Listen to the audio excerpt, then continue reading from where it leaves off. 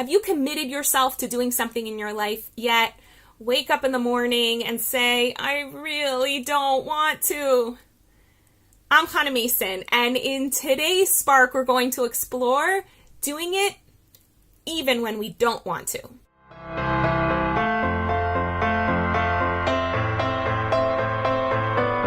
I have to be honest with you. I'm sitting here with yet another migraine, tired from a long day, and didn't really feel like making a video. And I whined to Dave in the whiny voice. I'm like, Dave, I don't want to make a video. And he said, okay. I was like, what do you mean okay? Like, I was hoping he would be like pushing me or nudging me or something. And he's like, it's okay. You don't have to want to make a video. It's okay for you to feel like you don't want to. And make the video anyway. And I love connecting with you guys. And now that I'm actually sitting in front of the camera, I'm really excited to be sharing about this idea that has been fundamentally incredibly meaningful in my life. And I actually learned this core principle of doing it even when I don't want to from Dave. So when we first got married, every time we had a little argument over the toothpaste or how we set the table or anything just like really ridiculous where we argued, which happens all the time, particularly in the beginning of marriages where people are learning to live with each other, I flipped out and wanted to run away.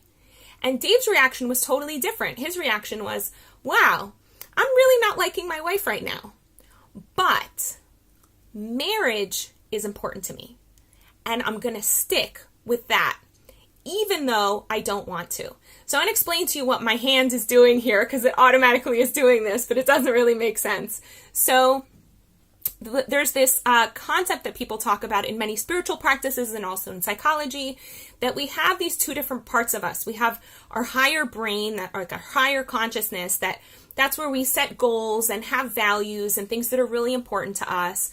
And then we have like our lower self, which is more, governed by our body, our short-term desires, maybe like eating chocolate cake, right? Eating chocolate cake doesn't tend to come from this place. It tends to come from this place. And so sometimes, for example, I don't feel like cooking dinner. I'd rather order pizza. This would rather order pizza. And then I check in with my higher values and I make dinner. I make a really healthy dinner, right? But the way that we're able to strengthen this higher part of ourselves is by consistently over and over and over again doing it even when this lower self doesn't want to. And what happens is that we create habits and then the lower self kind of doesn't have a very strong voice because the habits have been so ingrained that they're like, oh, okay, healthy dinner, off I go. Where there was a time, if I just felt like getting pizza, I just would, which might be hard for some of you to hear who have eaten at my table. Like, how could she ever get takeout pizza? But I used to. I used to get takeout pizza. I used to walk by a candy store and buy something. Every single time I walked by a candy store, I'd buy chocolate, I'd buy candy, every single time. Now I walk by candy stores, I don't even register. I don't even see the stuff there. I forget that I walked past a candy store.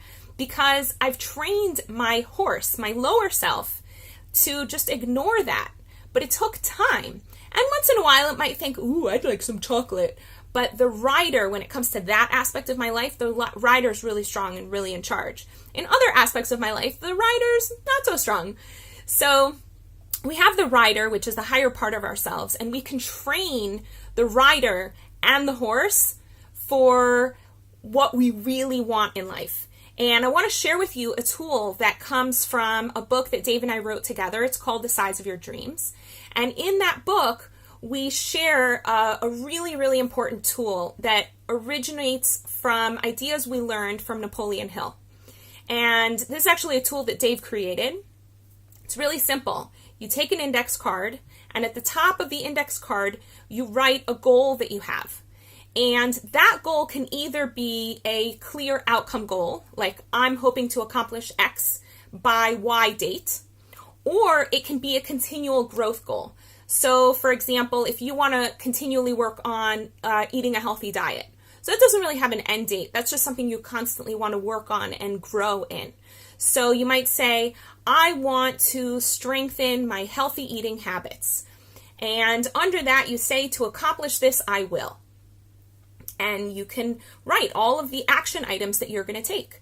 And so for me, in order to become a healthy eater, I did all sorts of things. The first thing I did was got myself an education. So I watched tons of videos on health and nutrition and read books on health and nutrition and hung around people who were healthy and into healthy eating.